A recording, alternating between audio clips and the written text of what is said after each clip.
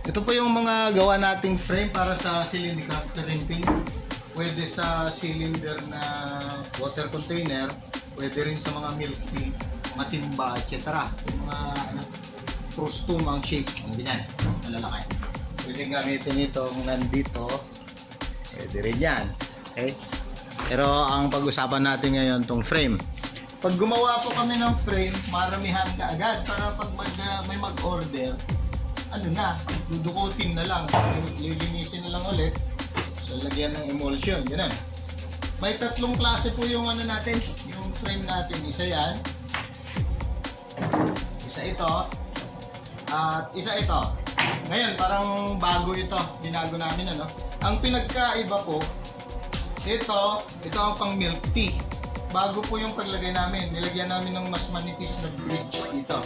Okay? Ang purpose po niyan, para yung bibig nito, maiwasan niya para dumikit, lumapat ng gusto yung surface nito pag nag-print.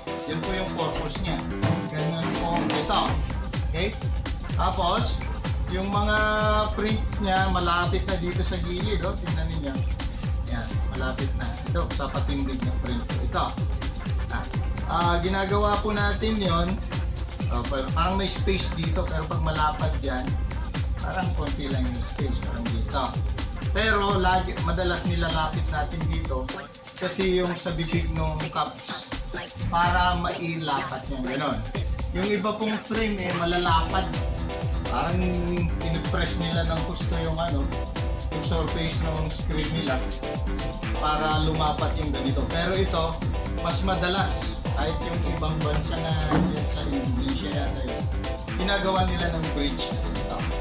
Okay, ito pang milk tea. Mas manipis na yung ito niya. Tawagin natin bridge, Ito naman pang tubig, yung sa water container, yung nauna. Pwede rin namin gamitin kagaya nito sa milk tea.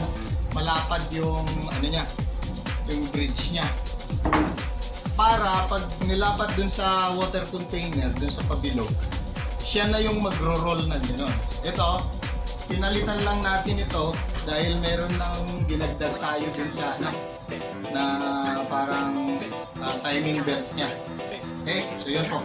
At ito pong isa, mas malapad, wala siyang bridge. Ito naman yung ginagamit sa slim containers. Yun po, para pag lumapat na ganyan, mas malapad yung yung design. Tapos pag nagpahid pa ganyan, hindi pa ganon. Kasi pag ganon, madalas may linya din sa gitna ng water container na slim. Kaya mas maganda dito ang kagod niya. Tapos may may lalagyan ng ink para